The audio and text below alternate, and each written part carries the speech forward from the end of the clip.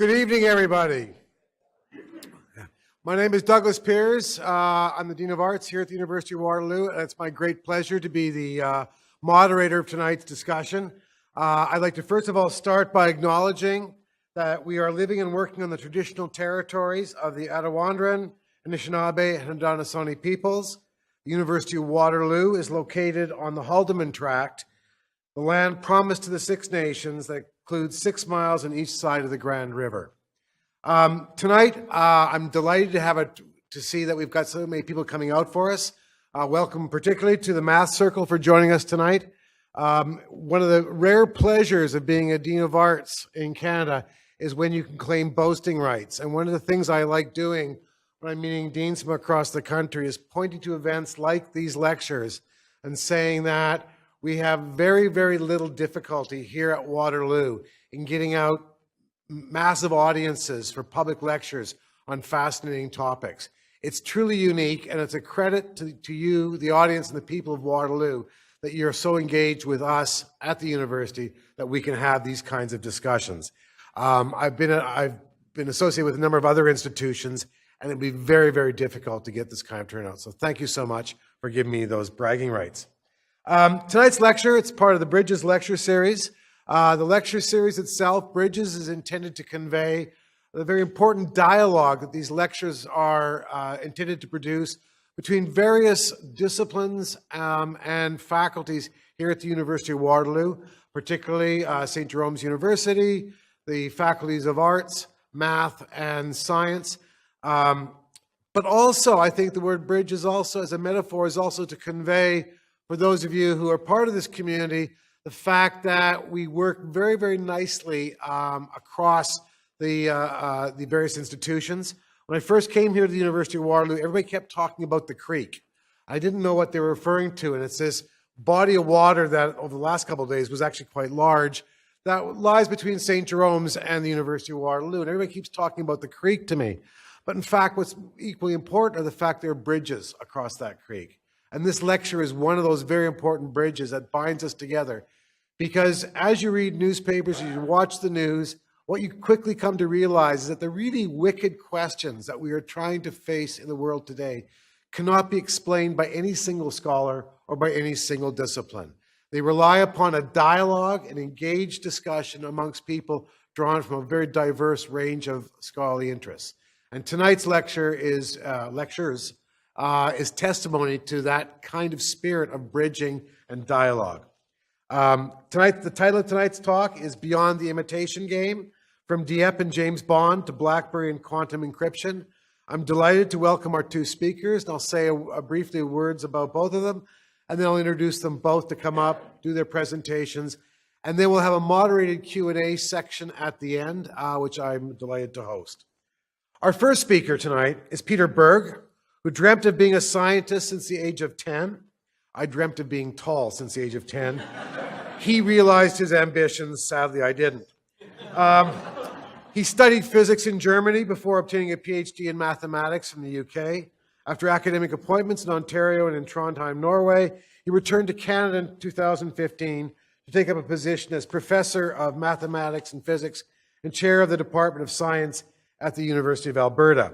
While he enjoys his research on fuel cells, his true passion lies in public outreach, hence his presentation tonight, and the Enigma machine is his favorite topic. And for those of you who haven't noticed yet, we do have a real one up here for those of you who might want to have a glance at it later. And our second speaker is David OKeefe, an award-winning historian and professor from Marianopolis College in Montreal, and a best-selling author that some of you no doubt will recognize from his role on a variety of television shows relating to history. He's passionately committed to public outreach, in his case, public history. And tonight, he'll be speaking on the subjects covered in his most recent book on Dieppe. So without further ado, I'd like to welcome our speakers. First of all, Peter, who is also taller than me, which I'm okay with. And then followed by David OKeefe, who's even more taller than me. So it's a fun night for me. Thank you.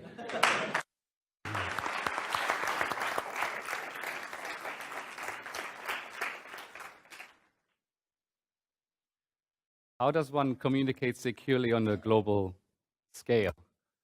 You can try to send a letter, or a messenger, but this can be intercepted. That's a really old problem to solve. So one thing you can do is you can send a message that you somehow encrypt. You can then send this all across the planet. Anyone can listen to this message in principle. But what you do is you use some sort of algorithm. In modern days, we call this often a key, a public key. And you encrypt your message, you send it to your ally. Along the way, others can listen to it. But only your ally has the other key, if you like. It could be a different key to then make sense of this ciphertext, as we call this. And this is still how it works to this day. And this sort of method, whatever you try, is not 100% secure. You can, in principle, always break this message or break the code, but you need enormous computing power for it these days. So that's still the concept of modern encryption technologies. And that's also the concept of the Enigma machine, and I walk you through it tonight and how it worked in all detail. What is different and what has been done at Waterloo, if you moved on and use quantum encryption to communicate, that is inherently different in a sense that you can tell whether someone is listening on it. That's very different. Okay? So let me walk you through the technology part of the Enigma machine. We have one over here. It's called the M4. And I explain this in some great detail now. It was invented actually last Friday, 100 years ago. Okay. By Arthur Scherbius. And initially it was meant to be used for commercial purposes. It was at the end of World War I. So Arthur Scherbius was aware of the challenge of communicating securely within the German army. And so he was one of several people, actually, who came up with an idea how to communicate more securely. Out of it came the Enigma machine. What you see in the background there, that's the actual patent, right? So it says Patentschrift. I always say only the Germans could come up with that. I mean, you could just give it a single number for a patent, but no, look at all this, right? That's so German. That is so German. I'm one of them. Anyways, that's what he did, and the German military used it already in the 1920s and 1930s before Hitler seized power. That's important to appreciate. It's not Hitler's machine, if you like, but yes, it was used mostly and for evil purposes by Adolf Hitler. What it does, it encrypts and decrypts messages, and then once you have encrypted the message, you send this out with Morse code and radio waves. So by definition, anyone can listen to it, right? Anyone get that Morse code. But only your ally, that's the idea anyways, can make sense of it. And you should keep in mind this was happening, so during war times, this was also the early days of the modern computer. So it sort of coincides with that time, and you could argue it gave a big boost to the development of a modern computing technology, actually. There's the logo. Now, what does it look like? Well, we have it here. And before you look at it, after this talk, in more detail, you'll have the opportunity, I'm sure. Let me show you some photos. Okay, so there is actually the machine. That's not the machine on display. That's the one I used in Norway when I went on tour, if you like. That's on my kitchen table. It looks a bit like a typewriter. Okay? If you look at the display, up there, these four rotors, you sort of see this sort of thing. There will be 4 letters anyways. That will be very important in what follows. If you look closely, you can open up the machine. It may look somewhat like this if you have 4 rotors. This is what these things are called, right? 1, 2, 3, 4 rotors. They're rotors because they rotate as you type your message out. And if you take a rotor apart, well, you know, there's a bunch of wires in there, and I'll come to that in a moment. Okay? And you have a set of rotors. And the set of rotors was increased during the war. It started with 3 rotors, and then 4 and 5, and eventually it was, I think, 9. But in any event, each rotor is very unique in its wiring, if you like. Very important. Okay. The rotors are in touch with one another electrically. At the end of the day, it's an electromechanical machine. And as you type up the message, you will see soon lights flash up. Okay, so let me take you through the logistics Here's a schematic of what it looks like of a 3-rotor machine. So in the early days, the Germans used 3 rotors inside the machine. Later on, 4. And here's a schematic of 3 rotors. And I will explain to you now, if you typed out a message, how this actually works. So the main idea is this: if you type out a message, you encrypt the message, every letter of the message gets mapped onto another letter in the alphabet, but it cannot be the same letter. So you have another 25 choices, right? There are no numbers, by the way. Numbers were typed out. So the German eins, 1, you type EINS. Okay. Also likely, you're then more likely to give the right coordinates. Imagine you want to give someone the coordinate where to go with a ship, let's say, and you hit 2 instead of 1 on the keyboard. Well, it might be 100 miles off. Makes sense? So you type it out. That's more secure. So there are many combinations in which you can set the machine. I'll come back to it in a moment. And like I said, and as you will see, if you do the same in reverse, you get back the original message. So here we are. Let's say we start off the message with the word hello. So the first thing we type on this machine is the letter H. So on the Tastatur, I stuck to the German nomenclature, you punch H. That means keyboard, Tastatur, by the way. Okay? And then the current that flows, really, literally current, electric current, it goes over to what's called the plug board, Steckerbrett. German Steckerbrett, plug board. And on the plug board, what happens there is that each letter in the alphabet can in principle be wired to another letter in the alphabet. You don't have to do it, but you can. Okay, so in this case, let's say H is hardwired with A. So far, so good.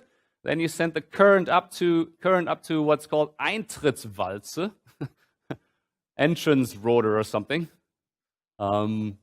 entry rotor. And the current just goes in, and then it is electrically connected to the first rotor that can actually move. So this is fixed here, that's fixed. And these 3 guys, they rotate. And again, at the end, it's a Umkehrwalze, UKW. That's the rotor that sends the current way back to the other side again. So anyways, there's electrical contact, and then inside, remember that wiring inside I showed you? The current is being somewhat diverted by wires within this rotor to another electrical contact on the other side. Make sense? That then is in touch with the next rotor. And you see how this works, right? And since this wiring inside, so 26 contacts on the right and 26 contacts on the left are all connected, right? In some ways. The current will somehow flow through this in some fashion, right? Okay, and it eventually will come back all the way to the left. It's being sort of diverted, if you like. Umkehr in German means actually diversion or return. Okay, and then the current flows back in some, it appears to be random fashion. It's not really random. If you know the wiring, it's not random, right? But what happens is the current comes down back to the Steckerbrett. What is it? T. Mapped to D, let's say it's connected to D, and then finally it makes its way to the Lampenfeld, so to the lamps that can light up, an area of lamps. And finally, after all this, D shows up. Now you write down D. My goodness, after all this, you want to punch in hello, and now you got H mapped onto D. So far, so good? Each time you punch a letter, this rotor moves by 1 over 26 times 360 degrees, by 1 notch, if you like. Make sense? So that means all the electrical contacts between this rotor and this rotor change. Okay? While this guy turns around, if it punched 26 times, right, a message with 26 characters, then this will have turned once, correct? In the process, at some point, it takes this one with it by 1 notch. You see what I mean? And then when this guy turns 26 times, it takes this one at some point once with it. So after 26 times 26 times 26, you figure that out, 15,000, I don't know what it is. You have the old setting you started with. Make sense? But you're not going to type out 15,000, a message is 15,000 characters, the war's over. Right? That's too long. There's a limit, in fact, it was 250. It's a bit like modern technology, I was told. So that is the principle. Okay, so far so good. So what do we need to know here now? So if you want to encrypt the message letter by letter, you need to know the following now. You have to select the wheels out of a wheel set of 3, 4, 5, 6, whatever wheels at that time in history. And you had to put the wheels in a certain order, right? That's called the wheel order. So that already gave you a bunch of combinations yet, that you could utilize. Then the plug board I showed you, I told you every letter, say you pick the first letter, you can hardwire with any on the other 25. Then you have 24 left, correct? You can wire with one of the other 23. You get that? Gives you God knows how many trillions of combinations. Right. Ring setting. So I told you if you look at the machine in this display, you have in this case, 4 letters to look at. With the 3 rotors, there are 3 letters you look to see this display on top of the machine. So that ring of 26 characters, you can rotate relatively to the inner wiring. That's a ring setting. You can do this for all the rotors, right? And then finally, and we're going to do this in a moment, you start off the encrypting the machine with, when that's all done, you still have to decide which letter shows face up for the left rotor, center, and right rotor. Make sense? Lots of combinations. There you go. I got myself something like 10 to the 26 combinations or settings of the machine that you can encrypt something with. You see different numbers, but they're all of this order of magnitude. It also depends if you have a 3-rotor machine, a 4-rotor machine, and how many wheels you have, etc. Anyways, I always say it's roughly, it's an Avogadro constant for the scientists here sort of thing. It's a huge number. Like, atoms in your body, not quite, but, sort of, and stars in the universe, visible universe, gives you some idea how many combinations. The Nazis thought, this is safe, this is secure, because there's an extraordinary number of potential settings. The last Enigma message was actually cracked in 2013 with distributed computing power in Germany. Turned out, no one knew what the message was, turned out it was completely irrelevant. But it was a challenge, right? So sometimes you get the question, Peter, can I crack that kind of stuff these days on my laptop? In principle, no. Or you wait a long time, depends how long you want to run the laptop. But it depends, right? So, you can be lucky and maybe get to it earlier, but maybe not. So it's formidable to this day, actually. Now, the last thing then you have is, we have to decide, remember when we encrypt the text, where we start off. And that's called individual message setting. CAD, if you have 3 rotors or 4 rotors, it could be something else, would be an example. So the German Army and Air Force, until May 1940, made a formidable mistake, and I'll show you that in a moment. They had to choose 3 letters. If I send a message to one of you in the audience with the Enigma, I also have to tell you, all these settings I told you about so far are given by central command, essentially, for the given day. It's in a code book. And then me, as the sender of an individual message, can then still decide what the 3 or 4 letters, depending what machine, shows right through the windows as I start typing the message. Okay. And let's say it's a 3-rotor machine, so I have to tell you what the 3 letters are that I start with. And what the Germans thought was, let's encrypt this twice, to be safe, and then we send this across, and that should work. Turns out it was a huge mistake. Later, and then for the Navy, that's Enigma, it was harder to break the code for many reasons. One reason was that the Battle of the Atlantic was considered absolutely crucial to win for the Nazis, and not being able to break the naval Enigma, therefore, would make sense. So there is a little, they introduced what's called bigram tables. It's a more complex way of me telling you what my initial setting is, to keep it very simple, okay? It was really difficult to break it, though. Alan Turing and his colleagues managed to do it, right? But on an ongoing basis, even they struggled at times to crack it. And I throw this up here. If you even can't read, I read it out to you. You're going to love it. Doppelbuchstaben-Austauschtafeln. Double letter exchange tables. It's one word in German, of course. That's the kind of code book you carried around for the next few months, which they told you what kind of bigram tables to use. So let's actually do a demonstration. So if maybe Benoit can come up, and we have a little simulation how this really worked. Enigma means riddle in Greek, just to let you know that looked like one to me. So here we go. So now we're going to do, we send actually the message now. Benoit and then Paul will decrypt. There it is. It's a 3-rotor Enigma. To save a bit of time, what I did already before the talk, I set this machine up for the day with a central setting, say, that came from Berlin, let's say. Okay, so what that means is, if I open this up, This is a program you can download off the internet. If I open up the machine, it sort of looks like this. And what it says here, this is the Umkehrwalze, the return rotor. It says Kriegsmarine, right? That's the Navy. M3, there are 3 rotors. UKW, Umkehrwalze, that's a particular type of reflector, I guess you call it. And then it's type B. Okay. So as you can see down, I can choose a number of wheels inside. I have to pick 3 wheels, right? So I picked wheel 7, 2, and 5. On the day I was given that information, right, from Central Command, if you like. Okay. And then if I pick a wheel, let's say this, if I click on it, this is the side view of the wheel. And these are 26 contacts, you see. And down here, this H08 is the ring setting, which I can change by clicking on it here. So that means the position of the internal wires relative to the 26 letters around the wheel. Okay? And let's slide this back. So these are the wheels I had to choose for the day. Okay, they're given to me. Let me close that again. And then remember, the other thing we have to do is all these plugboard connections. There they are. So that's the front view. Actually, you can see it really nicely there if you're close enough. I was told today, on this day, I have to connect 1, which represents letter A, okay, with, with 22. And then, 3, which is C, with 17. And you get the gist of it, right? Okay. So I'm not utilizing all the plugboard connections. And in the early days of the war, the Germans didn't. They only connected very few.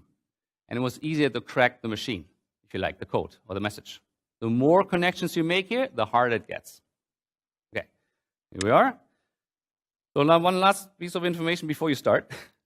So Central Command also tells me today I have to choose. By the way, that's the actual sound that the machine makes as you type. Very mechanical, right?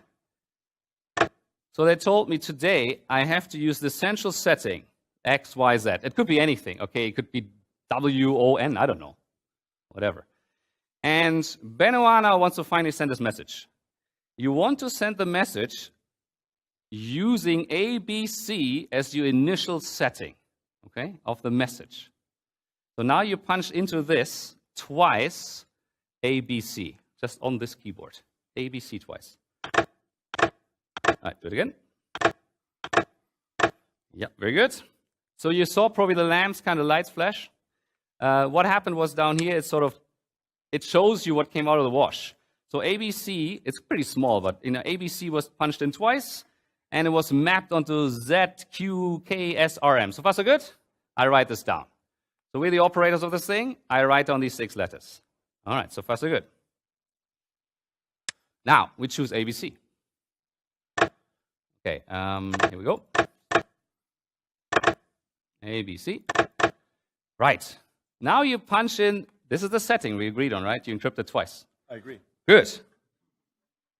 Now you punch in this message, including the X in between. So hang on. Yeah, right. No, you don't. Okay, Paul will have to find out what the message is. That's right.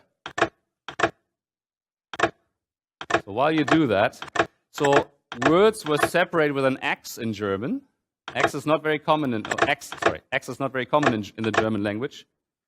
We don't say X-ray, for instance. We say Röntgenstrahlung, things like that. And there's umlaut in German, the Ö, you know, that funny business. Actually, I've seen it today in town. Waterloo really has a German heritage. Typically, you type that out with a UE is Ü, right? You get that? OE is Ö, and so on. All these things. And we have, as you see on the keyboard, we have no numbers. Thank you. You are dismissed. So now what happens is, I wrote this down. This is the radio wave. Okay, here it is. This piece of paper is a radio wave. And while this goes around, Paul comes up. All right, here we go. So this thing goes around across the world, really, or the Atlantic, or like, you know, all of Europe, whatever. This thing goes around. Any one of you can intercept this, of course. So does Paul. And I'm with Paul now, and we did the same thing. We have the same settings. We haven't changed the rotors and wiring and nothing. Okay. So what we have to do, first of all, we have to find out the initial setting that he used, the 3 letters that he used, from the 6 encrypted characters. Okay, well, let's do this. Okay, so we have to choose X, Y, Z. All right. There you go. XYZ. Right. So now, here we go. If you punch in these 6 letters there,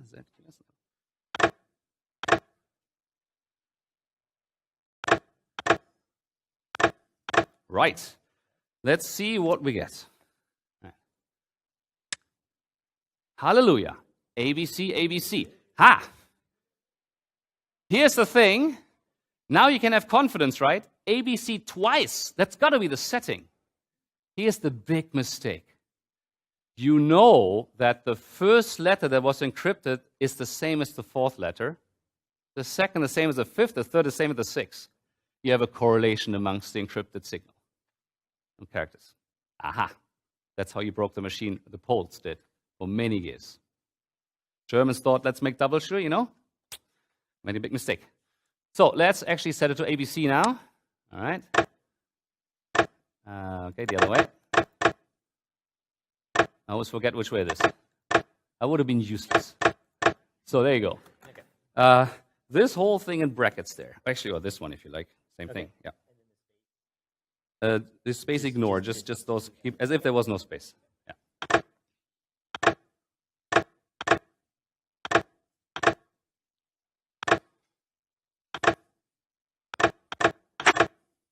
Let's keep going.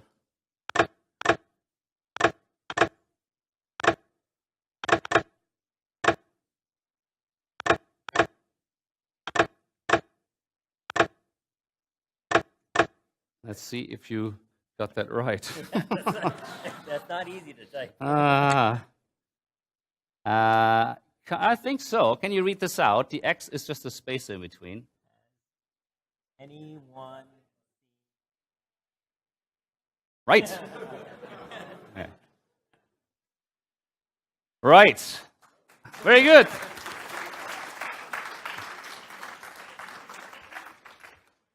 Yeah, let's switch back to the presentation. So you see how this kind of works, right? Now, you can also imagine if you do this several times a day, several months in a row, maybe a few years as an operator daily, you will get very lazy. You're not going to think of these 3 or 4 letters for the initial setting each time. You're going to take shortcuts, right? Take the same again, or something trivial, something you remember all the time, or take the one from the previous message. You kind of get it, right? That's what the Germans did, luckily, if you like. And Bletchley Park. Here's a code book. I love this. This is from Kingston, Ontario, from a museum, military museum there. And this is neat. Achtung is always German, right? You know that one, right? So this is Luftwaffen Maschinenschlüssel. So Air Force machine key. What I want to draw attention to is the first thing here. You have the letters 31 to 1. What do you think this corresponds to? Days in the month, that's right. And then you have here the Walzenlage. That's the 3 rotors that you have to choose, you see? And then, the ring setting and the plug board connections and all the rest of it. This is something I want to talk about. In any event, why do you think that the letter 1 is at the bottom and the letter 31 is at the top? So you can cut it off and throw it away. Right? Makes sense? Or burn it. So you use the first day of the month, you cut that off and throw it away. Or destroy it, of course. Let's move over to Turing and the codebreakers. So now, what's the point of Bletchley Park? What do they have to do? So what was key was that the Enigma machine was essentially known. In a sense that at any given moment in time, mostly the British Navy managed to capture, and Dave will follow up on this in his talk, capturing machines, codebooks, etc. Until the Germans progressed the technology, if you like. And then Bletchley Park was in trouble until the Navy got more codebooks, etc., etc. Okay. So when that was done, you knew the machine, essentially. You knew the actual setup and the functionality of the machine. But that alone doesn't really help because there's 10 to the 26 settings, right? Or so. So really, you have to find out on any given day what central command set would be the plugboard connections, wheel order, ring settings, and then for a given message, you also have to find out the initial, in our case, ABC. Right. The good news, that's hard to do. The good news is you crack one message, you kind of did them all in some sense, right? Because everything is set except for the initial ABC business. Well, that's 26 by 26 by 26 combination. That's not too bad. That's not too bad. That's really not too bad, even then. There were a lot of people working at Bletchley Park. So it was a battle between the Germans constantly advancing the machine and Bletchley Park catching up.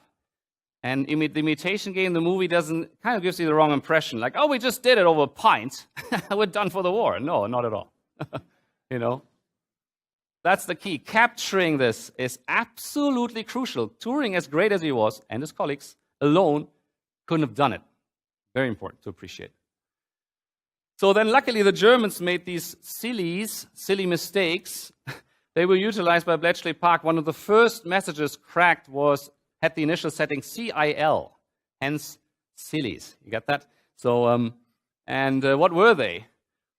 So, since the current, the way it flows, it cannot flow back to the same letter. It's only a single wire. A couldn't be mapped to A, right? A letter couldn't be mapped to the same letter. Well, you think, and that's what the Germans thought, I still have 25 letters left. I only take 1 out of 26 out of the equation, right? What's that? That's like 4%. I still have 96% to choose from. That's not the case. Because when you have a longer message, a ciphertext, you knew that every single letter in there cannot be the original letter. And you can find correlations amongst all that, as you learn later on today. The Dublin ciphering you just learned with the demonstration, whatever these 6 letters were, Z, K, Q, K, S, R, M in our case, whatever it is, the first one encrypted is the same one as the fourth, right? Second is the fifth, and so on. And that was exploited. Then we have these repetitive message settings. So the Germans used the QWERTY keyboard, just like today. It's, by the way, not the fastest keyboard to type on, but we all do it. Okay. So they taught it the Germans. And if you have to find 3 letters, let's say, for the initial setting, often they looked at the keyboard, or let's take 3 letters on a keyboard in a row or diagonally or something. They did this a lot. They used, apparently, the sentence, Maria ist mein Liebling. Maria is my darling, and chose 3 or 4 letters out of that whole sentence consecutively to be the initial setting. Believe it or not, you get lazy after doing this many, many times. Then the other thing, of course, that happened was, even if you do this really well and it couldn't be cracked, you then often you receive the message and you send it on in less secure networks that could be cracked. Like in Norway, that happened, for instance. And then the Germans were often sending weather reports. And they would luckily always start off the same way as we like to do in Germany. Wetterreport, whatever, Biscaya or something. Weather report, Bay of Biscay or something. I mean, always the same way. So then you knew, if you ever cracked that once, then you guessed, the next day they sent something again at 9 o'clock from that station. It's probably another weather report starting off the same way. Assuming that you had the first 20 characters or so, right? That you actually knew what they meant. You had the ciphertext, and you figured you knew what those first 20 characters are. Okay? That's a huge amount of information. So, a well-known author whose ancestors owned Bletchley Park said, code cracking was human, important to appreciate. Germans made mistakes, and Germans were lazy. It was a cocktail of German incompetence and lots of luck, and I say, the third class Reich never knew. So that's me, right? I'm now famous. Meaning, officially, the Germans never knew that their Enigma machine was compromised. Some might have suspected, some might have even known, but in declassified documents, the official statements remained the same. This thing is secure. There are many reasons why the Germans either believed it or wanted to believe it. So it's all started in Poland, cracking the machine, cracking the code. Here's the most famous of them, Marin Rejewski. These were very young people, so those undergraduate students in the audience, that was the kind of age of the codebreakers. Alan Turing, at 26 or something at the time, was old, essentially. Yeah? That's very important to appreciate. So it started in Poland. In 1929, a machine was sent to Poland by mistake. The customs opened it. It's like, oopsie. And then, send it back. Germans didn't know they would open and so on. There were some commercial machines available and so on and so forth. And there was Hans Thilo Schmidt, a German spy. They call him the Enigma spy. Kind of a person in personal hardship. And he sold information to the French Secret Service about the Enigma machine at the time. That was in part then forwarded to the Poles, because the Brits and the French could not break the machine at the time. That was before the war, remember? The Poles then managed to break the machine that we just simulated, essentially, for many years. And they was the only people in Europe who could do it. That was before the war. Okay? And how they did it is somewhat ingenious. And ultimately, they built a device called the bomber, on which the Bombi in Bletchley Park that Alan Turing built is somewhat based on. It's not the same, though. But it's essentially a bunch of enigmas wired together. So what you do is to break the code that is made by a machine, you build essentially the replica of the machine, and you use it then to actually break the code, okay, without knowing actually what the original text was. It's interesting. Rajewski figured out a method how to work out what the internal wiring is. That is one of the biggest intellectual achievements in the war, arguably. And then in 1939, the Germans started using more plugboard connections. Eventually, for the Navy, they introduced this other method called bigram tables and so on. The Poles eventually fell behind, couldn't break it anymore. But for 6.5 years, they could. And remember also that Germany invaded Poland in 1939. Long story short, so the knowledge was then brought over to France. The Germans invaded France, and it finally ended up in Britain, with all the knowledge that these people already, all the progress they already made. So Bletchley Park, essentially, which is in Buckinghamshire, was acquired in 1938 by, well, nowadays MI6, I guess. In those days, it was called SIS. This was part of the government code and cipher school, which these days you may refer to GCHQ, but Dave O'Keefe can speak to that if you want to. The secrets were only revealed decades later, as most of us know, and most recruits, yes, were from Cambridge, but not only mathematicians. There could be historians, you name it. Very interesting. And in January 1940, the first wartime Enigma messages were deciphered by Bletchley Park. And as of April 1940, that was the real breakthrough. They could break the naval Enigma. And it was decisive because, remember, the Americans were not in the war yet. And at some point, it was the Canadian Navy that supplied the protection of convoys towards Britain. Keep that in mind. So being able to know where the U-boats are in the Atlantic was crucial to Canadians, and not being sunk, of course, right? And I met a gentleman who said this exactly about his grandfather. His grandfather said always to him before he passed away, it was funny. In the spring of 1940, all of a sudden we got these guys through. He never knew why. He passed away without. And then I told this gentleman that in my talk, and he's very delighted, of course, to hear that. So there's Alan Turing.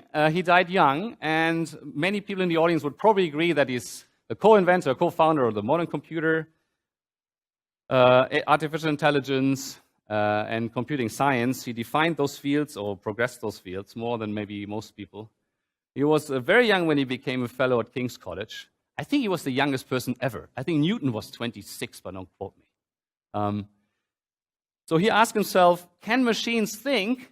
And then he wrote this 1950 paper called Computing Machinery and Intelligence. You don't see that so well there in red. That's the book. But inside is this paper, Alan Turing, Computing Machinery and Intelligence, Section 1, or Chapter 1, The Imitation Game. That is the name of the movie. The thought was to sort of define when a machine has intelligence. Essentially, if you communicate through a terminal with another entity for as long as you want, ask any questions you want, just communicate, and after several hours, let's say, you think, it's probably a human being at the other end, and it's a machine instead, you may call this machine intelligence. Right? So he had this great attitude. He said no one was doing anything about this Enigma problem, and certainly not the naval Enigma, at the level that they had to, so he could have that problem sort of to himself. Okay. So cracking the code now was more difficult than ever because they used bigram tables. And then he built this Bombi in 1940. There it is. And they started to crack the code of the naval Enigma. But Turing alone wouldn't have been able to do that. Some colleagues of his made major breakthroughs. So Turing's initial machine, or the way things were going, it took longer and longer sometimes to break a code, to break a single message.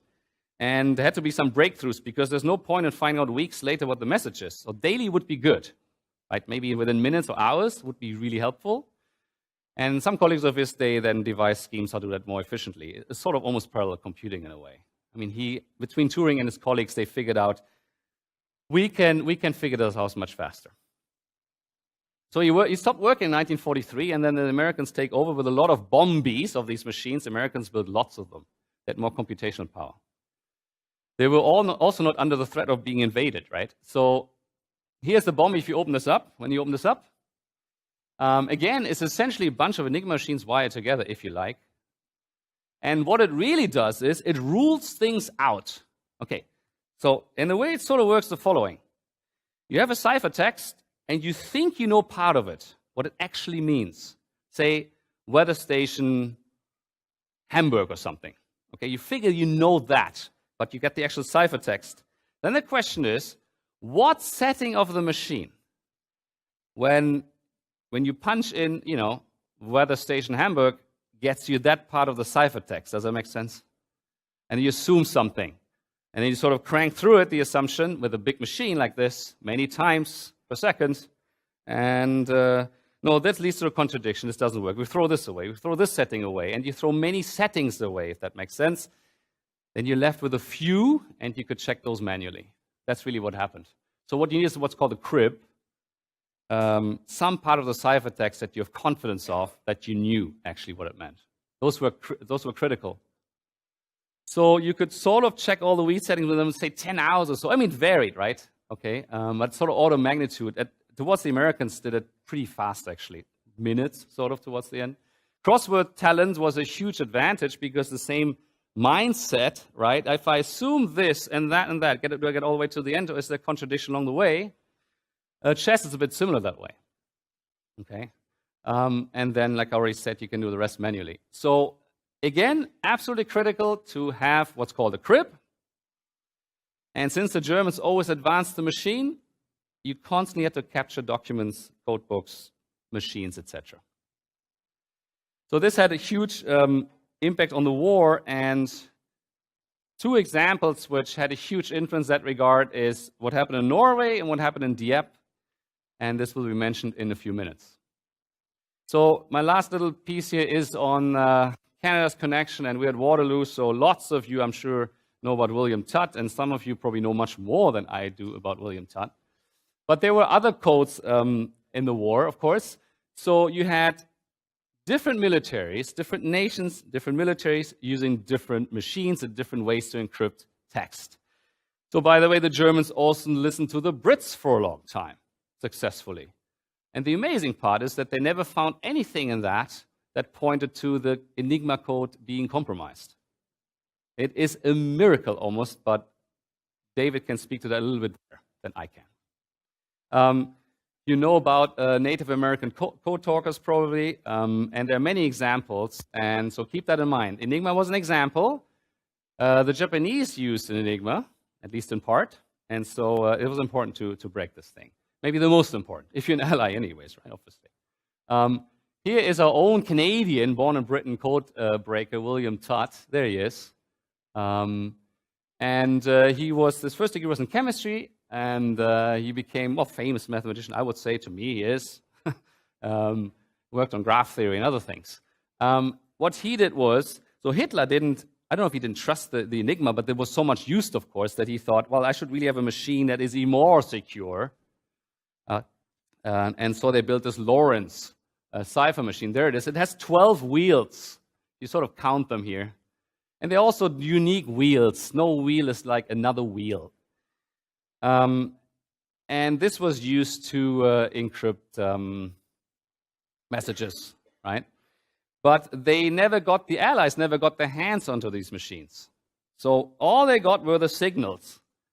And so then the challenge was, by just getting signals without ever having seen the device that does the trick, how do you figure out what the device is?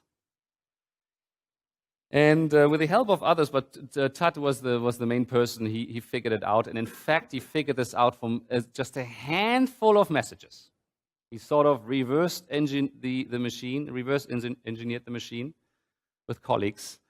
And then they built a big computer to do this on an ongoing basis. So he developed a methodology to figure out what the original text was. Okay, that's a huge achievement. This computer was called the Colossus. Many people say this was the first electronic computer ever built. Others disagree, but give or take, it's around that time anyways. It's a phenomenal machine you can still see at Bletchley Park. He moved then after the war to the University of Toronto, as many of you know, and then afterwards the University of Waterloo, seemed to be as a co-founder of this very institution, certainly for some of the things that Waterloo is definitely known for. Should be very proud of him. And he got the Order of Canada in 2002. Legacy. Well, he left a huge legacy. To me, it seems there's this big connection from Bletchley Park all the way to Blackberry and encryption technology, right? And that's a fantastic story, I think. And some of you might have been personally touched by William Tutt, I'm sure. And with that, I then want to close, and there are other things we'd like to address. Camp X in Whitby, Ontario, and for things like James Bond and Battle of Dieppe, and other ways to capture Enigma machines and code books, Berg is handing over to OKeefe. Yeah, all right.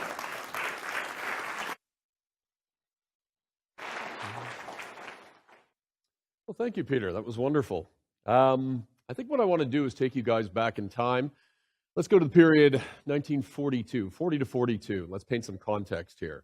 By the beginning of 1942, Nazi Germany was at its apex. It had troops all the way in the northern part of Norway, in North Africa, the gates of Moscow, and all the way to the western part of Europe in the English Channel. This, from 40 to 42, was probably, I would argue, the most dangerous period in the history of Western civilization, and particularly in the modern era. It was also, for the British, their darkest moment. And one of the ways that they needed to keep alive at this time, and they were hanging on by their fingernails, there was no doubt about that in 1940, was to maintain the flow of merchant vessels and supplies coming into England. Think about shipping at this time like the circulatory system of the body. You cut off the blood, the organs die. That is a very simple way of taking a look at the situation with the British at this time. Primordial to this was information. Trying to crack the Enigma code that Peter so eloquently discussed, and you can see how difficult that was to start with, to be able to get the information that would be able to pinpoint, or at least give you a very close approximation to where the German U-boats were lurking along these various shipping lanes. With this information, you could then reroute convoys out of harm's way, or ideally, send out hunter-killer forces to go after the submarines. Now, of course, you have to remember there's a battle of technology not only when it comes to cryptography, but also in the war at sea. The U-boats have the upper hand at this time. Anti-submarine warfare has not developed to the point where it would later in the war. Other types of signals intelligence, traffic analysis, radio fingerprinting, direction finding, are in their infancy. More importantly, the interface between what is going on at Bletchley Park and the consumers, the admirals, the decision makers, Churchill himself. They don't want inference. They want solid evidence to base their decisions on. It was very difficult to get those people to understand the culture of what Peter has just delivered. And so as a result, you wanted definite information about where the U-boats were, and the only thing that would deliver that was cracking the Enigma and getting that information at that time. Later in the war, things would change. The other types of signals intelligence would come into their own, and it was a healthy balance and mixture, but not at this time. And the amount of resources that eventually went into this, but more importantly, as I will argue here, sadly, the amount of blood that also went into this. We tend to forget, in the beauty of this intellectual endeavor, there were also thousands of men who were killed just attempting to get that information for guys like Alan Turing and for, well, not so much Tutt, but for Peter Twin and the other codebreakers at Bletchley Park. Think about it in gaming terms. And I hate to use that, but let's try to make this a bit more relevant. Many of you will seek out cheats. Let's face it, don't deny it. I have kids, I know this, okay? In other words, instead of waiting to get to the end of the game, you're going to find any cheat code you can to try to jump to the end because you don't have the patience. Well, consider yourself like Churchill and the chiefs of staff and the admirals. This is a world at war. They don't have the time. Without a doubt, genius is going to kick in, but it may kick in too late. So as a result, you have to accelerate genius. And to do that, that means mounting operations of various sizes, various scales, various types, to get the information that you need to allow the code breakers to indeed become geniuses. And this is where I want to take you tonight. What we really didn't know, and something I didn't know when I started my research into Dieppe, was just how systematic this approach to capturing material really was. In the historiography, we always hear that these are just ad hoc operations, that they were thrown on out of desperation. And indeed, they were when they started in 1940. But as 1940 turned into 41 and 42, they became much more systematic. And they were done in fascinating ways, or at least they started off in fascinating ways. The first one, as you can see at the top, was appropriately named Operation Ruthless. Why? Well, its author decided that the best way of attempting to capture the material was to dress up a small British commando unit like a Luftwaffe bomber crew, use a captured German bomber in the middle of the Battle of Britain, and they were going to basically attach themselves to a bomber stream heading back from the Blitz on London. They were going to fly out over the English Channel, start sending out signals to various German ships to come and rescue them as if they had a problem on board. They were going to dive down and actually, believe it or not, light the plane up with smoke to basically simulate that they were in distress.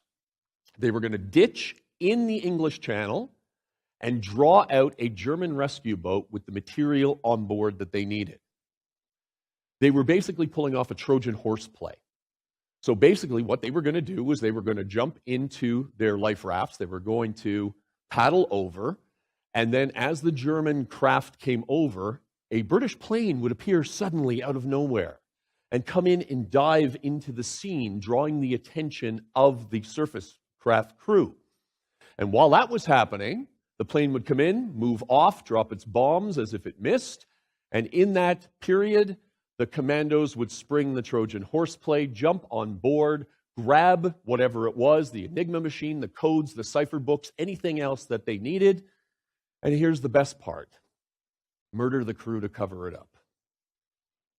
Because one of the keys with the pinch operations was never allowing the Germans to know that you got your hands on the material that could compromise their system. Now, the author of this operation was none other than Ian Fleming, the author of James Bond. Now, of course, when I first saw that, I kind of shook my head and said, no, no, there's no way. This has to be a flight of Fleming fancy, as we would call it, and most historians believe the same thing. Until I started digging deeper and realized when I came across the orders for this, Operation Ruthless happened. It went in twice. It came up empty both times. But they attempted it. Think about that. They cleared airspace in the middle of the Battle of Britain to do this on 2 occasions. The second time they went out, they realized, although we are playing for keeps, we may want to pull back on the murdering of the crew, and let's use tear gas this time. Let's see if we can subdue them, and then we'll keep them in seclusion when we capture them and bring them in. So they pulled back from the idea of a war crime. That was nice. That was nice. So anyway, out of that, when they failed, they decided they were going to change their methodology. One of the big problems was trying to drag ships, German ships, across the channel. One of the terminuses that they found that had the material that they needed was Dieppe. And that was right at the beginning. They were tracking a ship called the Bernard von Chersky, which was an aircraft tender. And they loved this as a target, because not only did it have the naval Enigma, it also had the Air Force Enigma on board. So it was one-stop shopping. That will be a theme here, okay? It was one-stop shopping. So they were trying to bait the Bernard von Cherski or other ships like this out, and they failed. So what they decided to do then was to go after ships that were in ports. And this is when they decided that they were going to come up with combined operation raids on ports. Because that way, you had the ships that you wanted hemmed in. They couldn't take off, they couldn't run away. More importantly, there was something else that was a bonus in a port. Naval headquarters.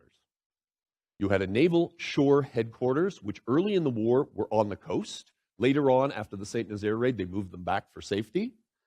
But this was also considered to be, if you will, the pot of gold. If you could get what was in the harbor on the ships, you would likely get the key sheets that Peter showed. You would get them for the current month and maybe for the next month. But if you got in a naval headquarters or a naval communications supply depot, you could get stacks waiting to be distributed for months on end down the line.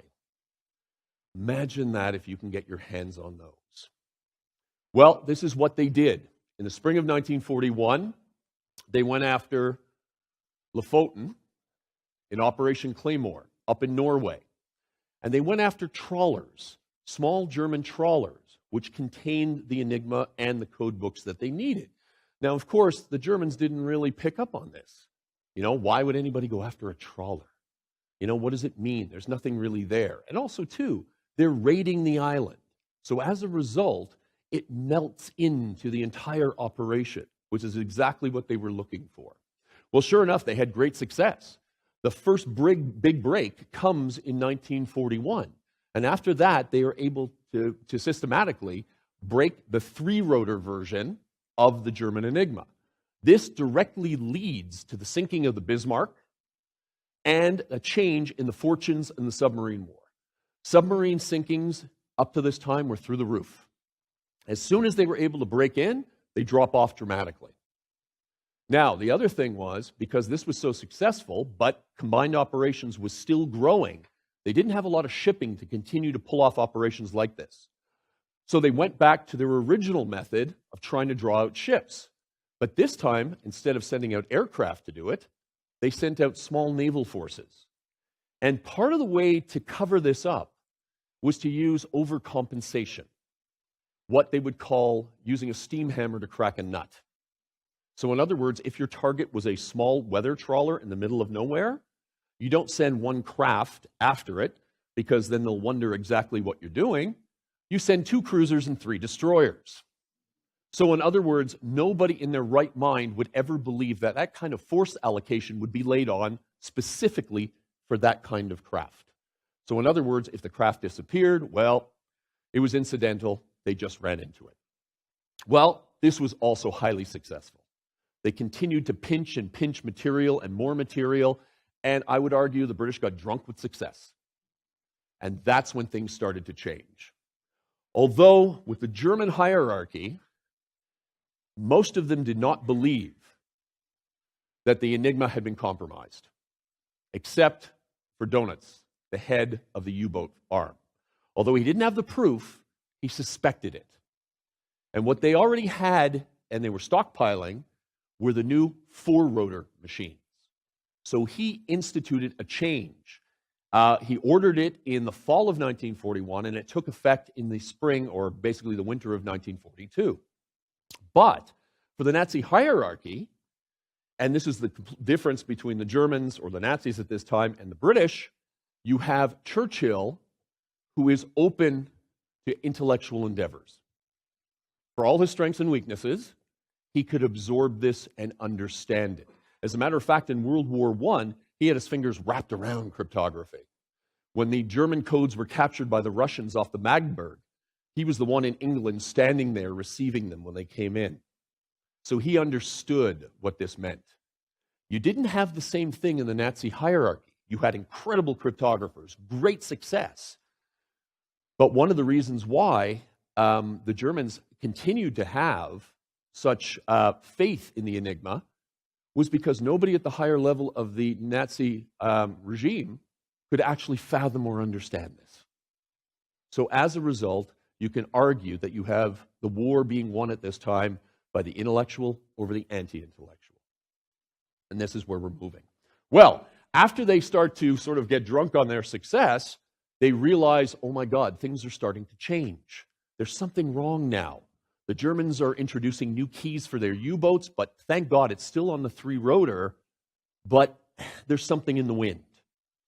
Well, the world changes in December 1941. The United States of America is attacked by Japan. The U.S. comes in. Churchill is doing cartwheels. We're going to win the war now. We're going to win the war. We have the United States of America on our side. We have the mass of American might, industrial capability, natural resources on our side. But you can't exploit it unless you secure the shipping lanes. And so as a result, they put on another raid, hoping that not only could they get more material to continue to break into the three-rotor, but if they were really lucky, going up to Norway, they might be able to find something to do with the four-rotor, which they knew existed, and they knew the machines were starting to be distributed to not only U-boats, but surface vessels. So think about the power they have in their hands. It would be like you sitting in a poker game, knowing what your opponent is holding all the time. All 5 cards in a poker game. Now suddenly, 4 cards, 3 cards, 2 cards, and then 0. Blackout. Well, you can imagine again the British, even though in theory they think we've won the war, they have to get through 1942. It doesn't matter how many soldiers the United States has, the resources, the tanks, other types of weapons. If they can't physically move them off the shores of the United States to bring them over to England or to bring them to North Africa or to Western Europe, the war will not be won. It is a war of distribution. There's no doubt about it. And so as a result, they try again. They have the most successful pinch raid, for the most part, in Norway again. They go back, and they go back to raids yet again. They're successful. It's wonderful. But they come up short. Nothing to do with the four-rotor. They're crossing their fingers that the Germans do not introduce the four-rotor. Probably one of the greatest mistakes they've ever made. Within a week of basically saying, okay, we're going to hold our breath, and we're not going to do anything to basically get the Germans to suspect any more that we have compromised the three-rotor and therefore moved to the four-rotor, we're going to keep our fingers crossed. Within a week of doing that, the Germans introduced the four-rotor. But this time only, thankfully, for the moment, only to the U-boats in the Atlantic, which was bad enough, without a doubt. By early March, Bletchley Park and the Royal Navy had evidence in hand that surface vessels now in the English Channel that frequented Dieppe and other areas had also now been issued with the four-rotor. Even though they weren't using it, the writing was on the wall. This is considered to be a nightmare scenario for not only the cryptographers, but for the Royal Navy. And very soon after that, when they get the confirmation, they start planning for the Dieppe raid. Why Dieppe? Well, let's take a look. Oh, I should go back.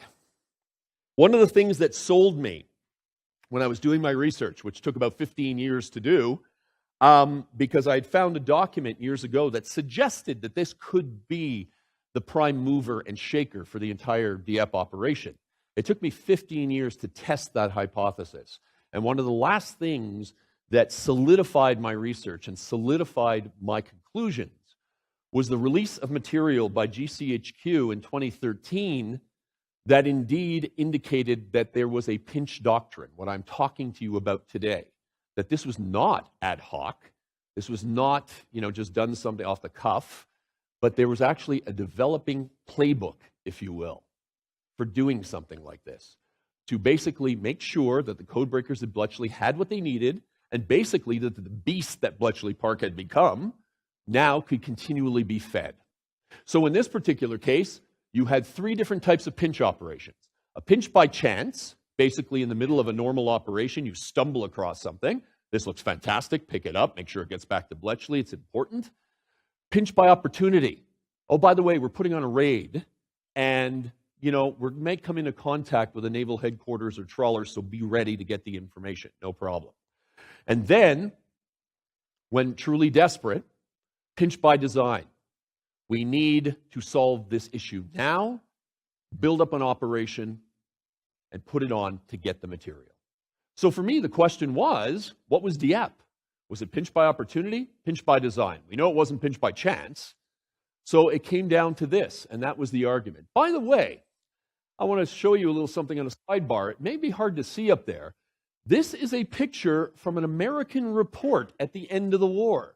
An arm of a dead body, it looks like a bayonet, and a scorched series of code books.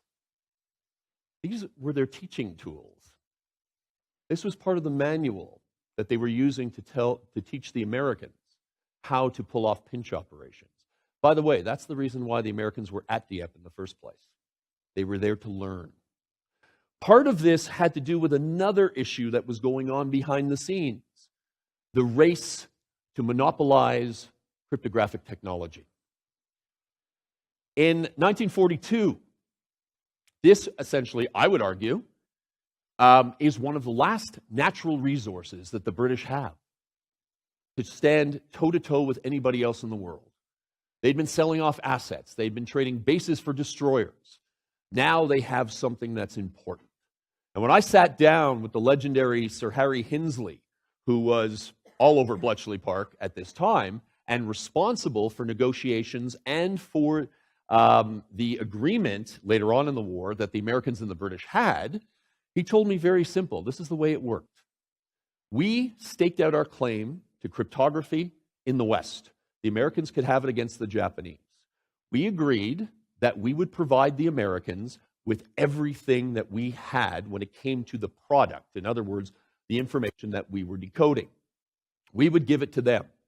The idea was, and this is how he explained it to me, it's like an oil field. It's our oil field, our refinery, our pipeline. We will build a pipeline to the United States, open up the taps and give them everything. But under no circumstances do we allow them to find the oil, drill the oil, or establish their own refineries and distribution and move us out of the way. So that was the agreement that was in place in 1941 and 42 when the war started. But when they switched from 3-rotor to 4-rotor and could no longer find U-boats and suddenly all the sinkings went up, guess whose ships were being sunk? The Americans. So the Americans then said, look, what is happening? You have promised us gold, intelligence gold. You're not providing it. If you don't provide it, we are going to do it ourselves. So there was an increased pressure on the British to maintain their current lead or monopoly, depending on how you want to term it, at that particular time. And so again, the reason why they were very desperate at this point to continue on. All right.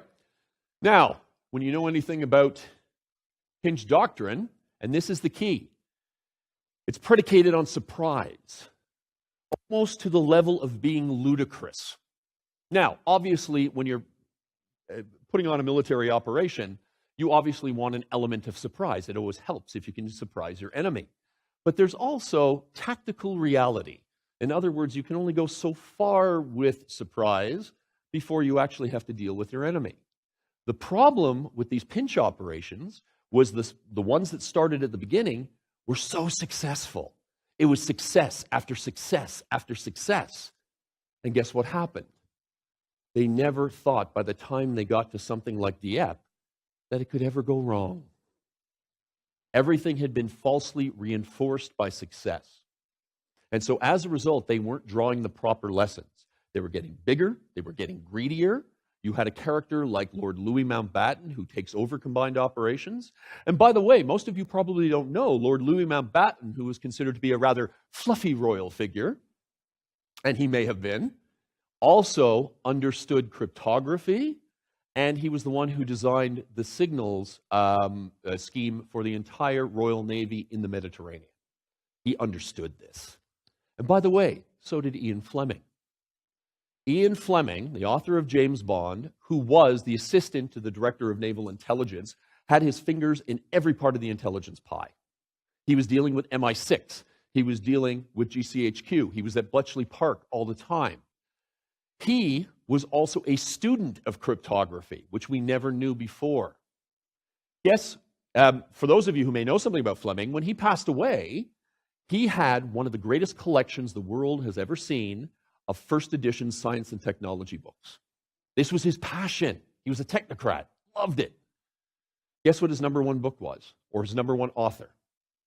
For those of you who understand computer science, you will gasp when you hear this name. Charles Babbage, the father of the computer. Ian Fleming was not a lightweight. He was not James Bond. He didn't go off into action, but he knew what he was up to. And so did Mountbatten, and so did everybody else involved with the Dieppe Raid, who were all intelligence or signals intelligence in World War I and World War II. Their fingerprints are all over this. Well, this is how they would do it. The idea was surprise. Get on your enemy very quickly. Don't give them a chance to breathe, let alone destroy the documents and the machinery that you came to get.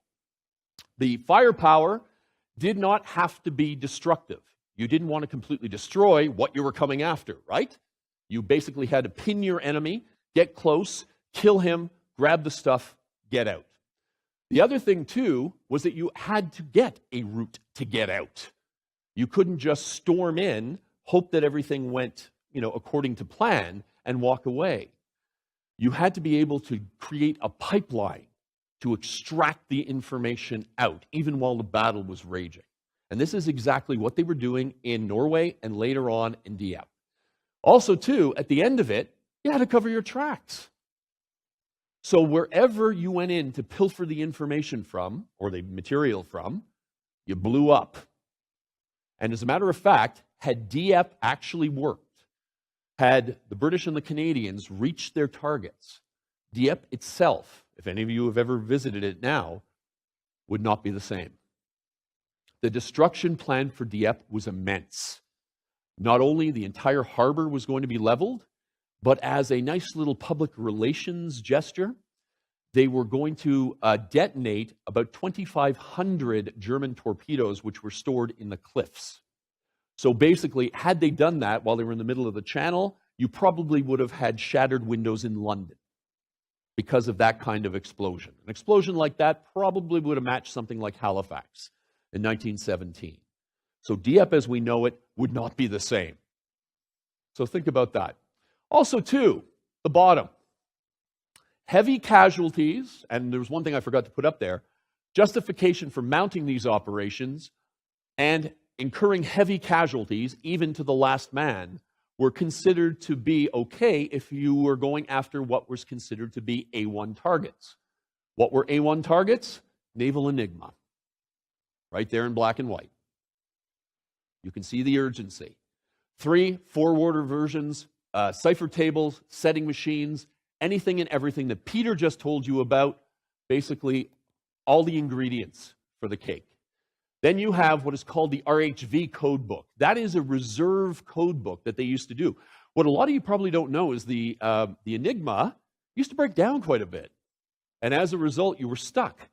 So you'd have to rely on the reserve code book that you kept for emergencies. Well, minor ships also use this.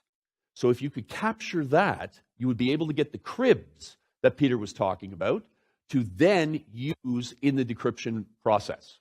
So with that, you also had E-bars, B-bars, weather codes. E-bars and B-bars were used for aircraft liaison with U-boats, so anything along those lines. So it's not just about getting the Enigma. It's about finding anything that is associated with Enigma on a sliding scale to be able to crack it in some way. If you got gold with A1, fantastic. But if you didn't, and you were able to get A2, A3, or the German Navy's general cipher, or even the dockyard cipher, which they listed at B1, you then could use it to be able to provide the cribs that people like Turing, etc., needed. Now, the one thing that also, actually this spurred me on, was when I found, I guess this was 23 years ago, I found a document that had just been declassified. It was ultra secret. It was all about a commando unit that was created specifically for the Dieppe operation to grab the material that we were talking about. It was created by, of course, Ian Fleming. And the idea was to get behind enemy lines in an attack and grab the information that we need and get it out securely. Before this, they were actually using people who had been at Bletchley Park. They were attaching them to the pinch operations and sending them in. And then they suddenly realized this probably isn't a good idea from a security perspective if these guys get captured. So the idea was to create a unit that sort of knew what it was going after, but didn't understand the full context of how it was going to be used, if indeed they were captured. But the key was, and this is one of their documents that came out, it was a brief history about this unit. And in it, it said no raid should be laid on for SIGINT, which is signals intelligence purposes only. The scope of the objectives should always be sufficiently wide to presuppose normal operational objectives. So in other words, they had learnt in 1941 by pinching off the individual trawlers that the Germans were going to catch on. So the idea was to go back and widen the operations, to then tuck in the pinch to make it just seamlessly blend in with everything else. Now, not only did that work against the Germans, it worked against us historians for so many years too. Because, of course, this was not discussed. We didn't know until 1995, when this was released, that anything to do with Ultra was even attached to the Dieppe Raid.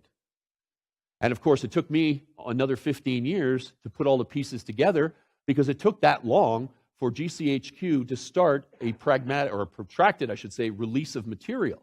So, for instance, it was kind of, as a historian, it was kind of like having a jigsaw puzzle in front of me and having a box lid and only getting a couple of pieces every once in a while.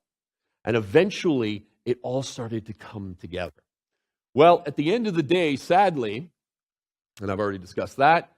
Oh, by the way, the other thing, too, was the cooperation of the press. Although the press didn't know what was going on, the press was more than eager for good stories. So they always had a press line ready. Whether it be victory, defeat, stalemate, it didn't matter. They always had the narrative ready to be fed to the press to make sure that they covered up. So, for instance, if they captured a ship, it was reported as sunk. So anything along that, and the press played along, but they didn't really understand what it was. Well, in Dieppe, these were some of the targets. These were the ships that you would have normally in Dieppe Harbor. Some of them would use the Enigma on a regular basis. Others would use the lower codes that I showed you as well. You can see this. This is actually from a German newsreel that was shot the day after. And you can see the craft that are in the harbor. These, without a doubt, had the Enigma. And in March, there was confirmation that these ships, not specifically these ones, but ones like this, had been outfitted with the brand new 4-rotor machine. So from an intelligence perspective, a pinch perspective, Dieppe looked like it was one-stop shopping. As a matter of fact, as Frank Birch, who ran naval section at Bletchley, said, it's the whole bag of tricks. And indeed, that's what it looked like. It looked like the whole bag of tricks.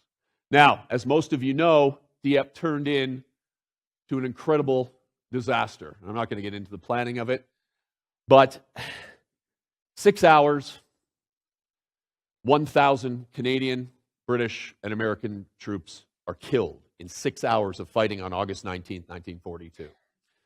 The Canadians and the British get within a hair's breadth of getting what they came for, but they're overwhelmed. They get close, but they don't come away with it. It is, I guess you could argue, one of the greatest risks ever taken, but perhaps you would come away with one of the greatest rewards if it was successful. Now, as you can see, it's changed the way we look at Dieppe over the years. We never understood this before. We never understood this as an engine. It has completely changed the way we look at it. But to get back to what I said when I started this, these weren't the only casualties for pinch operations. You lost men in the Lofoten Island raids. You lost men on the other pinch operations. Pinch operations didn't stop with Dieppe. As a matter of fact, the unit, 30th Assault Unit, that you see here, a bunch of kids between 17 and 21 years old, full, as they used to say, of piss and vinegar. They just want to get in there and get at the enemy. Well, this unit and a lot of other men ended up paying the ultimate price as the war went on. Because, like I said, pinching didn't stop. They fought right to the end of the war, and eventually that turned into what we call TICOM teams, target committee teams, that were sent all over Germany at the end of the war to grab whatever they could about communications and signals intelligence, because not only were they interested in what the Germans were doing when it came to encryption, but they were interested in what the Germans were doing when it came to decryption as well. In other words, what did the Germans know and when did they know it? And so out of this, you end up getting an incredible legacy. The 30th Assault Unit, as you see here, is still around today. As a matter of fact, it's just being reconstituted in the last few years based on their exploits in World War II. So as you can see here, and then we're going to open it up to questions and answers right now, the idea that there's much more of a human story that is attached to the incredible intellectual endeavors that went on at Bletchley Park. Something that I think we should never forget. Thank you. Oh, need some water. Well, as I let you sort of pause and think about some of your questions and also let our speakers grab a bit of water, just want to remind you about the couple of the upcoming lectures that are coming up here at St. Jerome's in the next coming months. On Friday, March 2nd at 4:30, St. Jerome's is offering its reading series. That's with cutting-edge Canadian writers, and in this case, it's a presentation by Liz Howard. On Friday, April 13th at 7:30 p.m., the Lectures in Catholic Experience welcomes Sister Helen Prigent to present on Dead Men Walking, The Journey Continues. Also taking place in April, a lecture in the Medieval Studies lecture series by Lise Roy from the University of Quebec at Montreal, Royal Entries in 16th Century France. Watch for details on that on the St. Jerome's website. So we have about 15 minutes here for questions. After that, both our speakers are more than happy to talk to you, but I'll ask you to join them outside in the lobby, and I'll be directing us out there afterwards. So we've got about 15 minutes worth of questions, and I'll try to moderate from here. So we've also got speakers, our volunteers here. Please, if I acknowledge you, one of them will bring you a mic. You can ask your questions in the mic, and that way we get it captured for the video record. So happy to answer any questions. One there at the back. Second last row.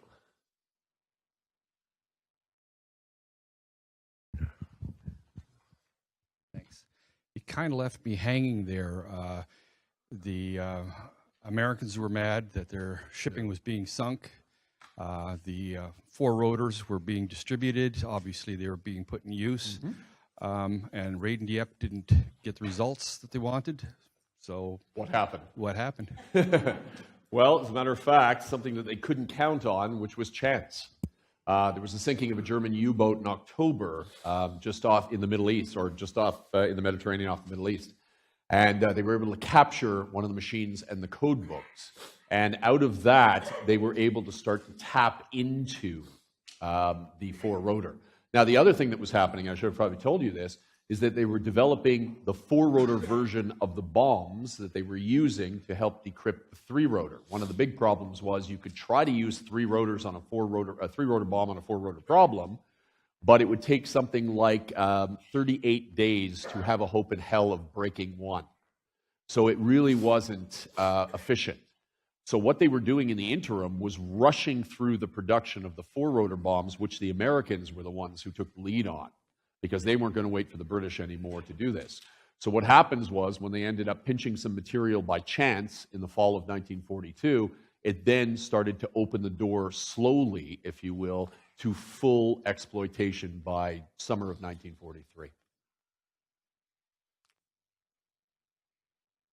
Other questions?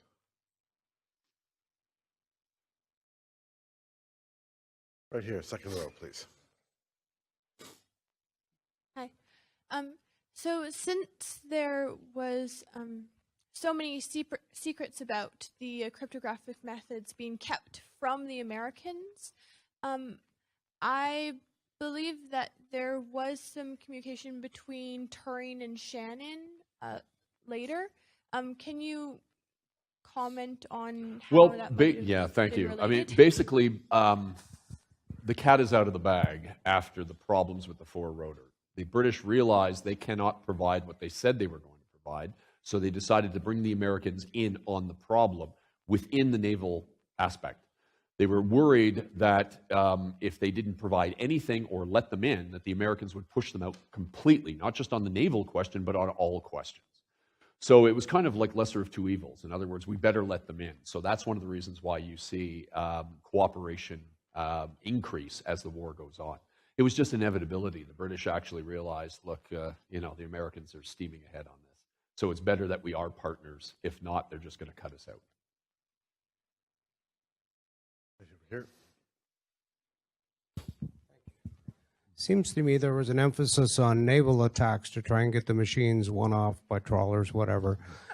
In your talk, you mentioned there was an abundance of information at the naval squadron housing or office in the harbors. 60, 90 days worth of code sheets or whatever, which seems like a gold mine compared to one machine plus machines in stock or whatever. Do you know of any underground operations on land to attack those naval bases or naval squadron offices? No, I don't, and I think there's a good reason for it. They didn't trust the French. Very simple. You have to remember that the British were very proprietary when it came to this. One of the reasons why I think even there was a question about the Canadians going on the raid in the first place was because they were not British. Mountbatten wanted the entire operation to be carried out by the Royal Marine Division.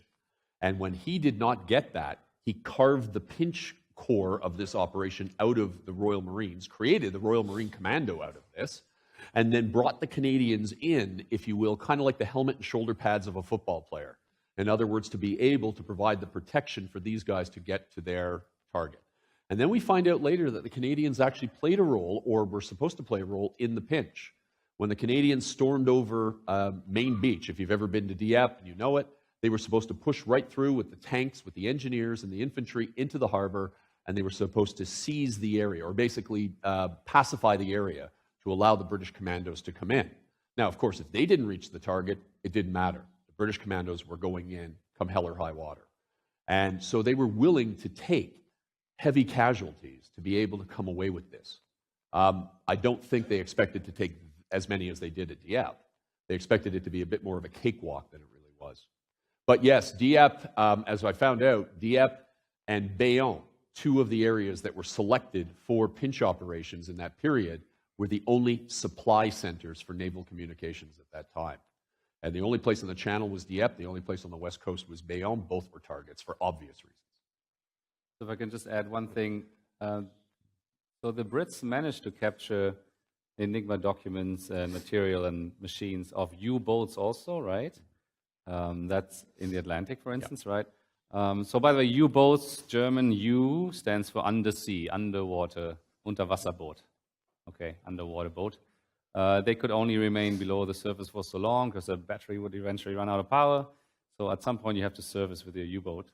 So they managed to do that. And then if crew members were captured, they would then often be brought to North America for the remaining part of the war and kept in isolation so they couldn't communicate back to Germany that they were captured and they got the materials and so on. So that's important to appreciate. Apparently, for those of you who've seen the German movie Das Boot, the boat which is one of my favorites, it was apparently representing a particular crew of the U-110, so I was told, which was captured. Over here.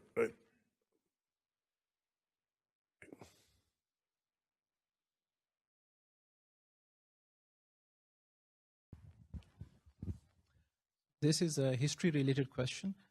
So the pinch operations, something like that had never been planned before in history. So what kind of material and like reference material were the planners of such operations drawing on when they were planning for those? Great question. As far as I can see, they weren't. This was brand new, and this is part of the feeling out process. And I would argue that's one of the reasons why we end up with the disaster we do at Dieppe. Because frankly, as I said before, they're having success after success after success. So by the time they start planning Dieppe, they're extremely arrogant. They are cutting corners. There's a victory disease that has set in. And as a result, they overreach.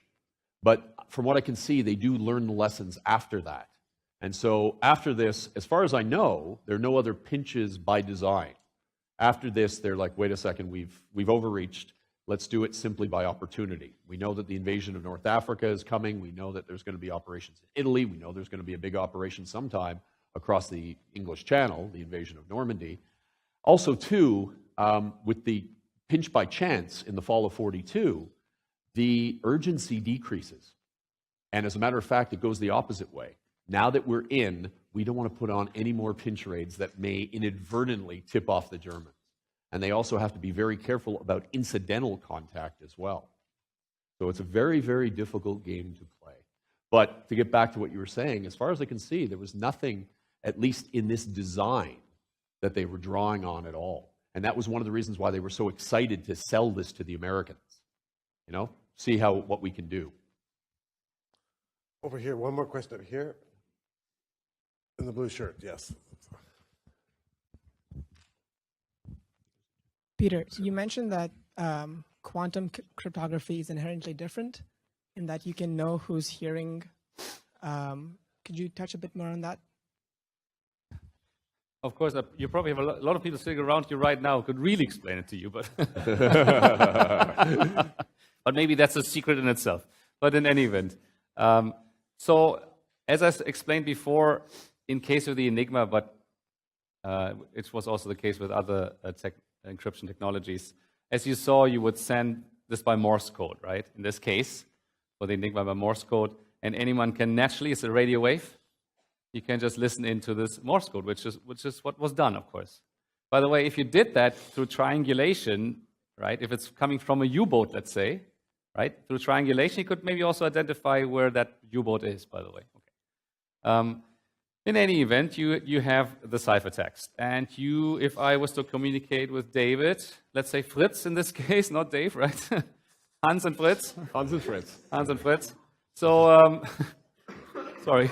Anyway, so if I sent this to him, I really just sent it to everyone, right? And if, say, you listened in, I couldn't tell. So, that makes sense, right? It's for you, it's a free radio signal. And I couldn't tell. If I was to communicate with David through apparently quantum encryption, right? So I'm sending him a signal, if you like, that is strongly correlated to what I did in the first place before I sent him this. And he received a signal, and we checked certain properties of that signal. Those properties will be affected by the fact whether or not someone is in between listening to it. Listening to it means along the line, someone has to somewhat interfere with that signal or measure that signal. Do some kind of measurement along the line has to be done to that signal. That changes the correlation that otherwise would exist between me and David if there's no one in between. And we have ways to check that, if you like. Okay, long story short. And I admire, by the way, those people. The theory is one thing. I teach quantum mechanics sometimes, at least, every now and again, every year or two.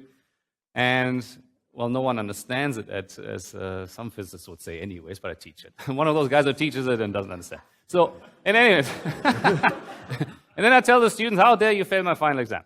So, but anyways, so I teach this, right? And I kind of get the quantum encryption. I'm not a researcher in quantum encryption, right? But I kind of get it. But building it, to me, man, do I ever have huge admiration for people who make that happen for real. So, some of the people on this campus, right? I find it absolutely fantastic to achieve this, because in practice, what happens between me and David, there will be some noise along the way, right? It's not a perfect connection, typically. Typically, it's not. So to actually implement this, we're sort of on the cusp now, it seems. It's fantastic. It really is. Time for one more question. Over here, this gentleman up there. In relation to lessons learned, what significance is there on Admiral Hall and also Churchill's memoirs after the First World War regarding the Secret War and Admiral Dönitz adopting Enigma? Okay, great question. Do we have an hour? Without a doubt, who you were referring to is Admiral Blinker Hall, who was legendary codebreaker in World War I. He was the one who, I would argue, started the infrastructure of British signals intelligence in World War I. Although retired in World War II, he was kind of the godfather that everybody went to in World War II. So the pattern was set by him. When it came to Churchill, of course, like I mentioned in the talk, was absolutely enamored by signals intelligence and code breaking. He understood that information was power in this sense. And one of the things that Dönitz was worried about, he seemed to be the one that was ahead of the entire Nazi high command, was realizing that, of course, this was a game that was being played, a cat and mouse game, as Peter referred to earlier. In other words, one development creates another one. And so he was one of the first ones to tap into it. And when the naval Enigma was first created, it was stronger than the Army or the Air Force. And a lot of that had to do with Dönitz's influence. And then, of course, later on, he was the first one to get the jump on the four-rotor, realizing, although he couldn't prove it, he had the power or enough power to be able to implement the four-rotor. So he sensed that there was something going on and he needed increased protection. So I hope that somewhat answers your question in a short period of time. Thank you. Now, if I could ask you to join me in thanking Peter and David for a great talk. Nice job, sir. Yeah, thanks, Dave. That's great. Thank you. Good job. Now, Peter and David have agreed to meet and chat with people. They'll do so in the lobby. I'll ask you to please remain seated while they go out there. Plus, Richard has got his Enigma machine and is more than happy to let people explain to the workings and that. So that's all there. In the meantime, though, while we're waiting for everybody to get relocated, just to remind you that the final lecture in this year's Bridges Lecture Series will be is entitled Recursion, the Loops That Make the World Go Round. What are we? By what processes and patterns did we originate? And how do these patterns compare to the processes of the world around us? Digital and biological, societal and fictional. Learn more when Professors Andrew DeMann, a specialist in science fiction, Josh Neufeld, a microbiologist, and Naomi Nishimura, a computer scientist, join us for this lecture. Please, if you're interested in these, sign up for the events online at www.sju.ca/bridges. And with that, I wish everybody a pleasant evening and a safe drive. And again, thanks for coming out.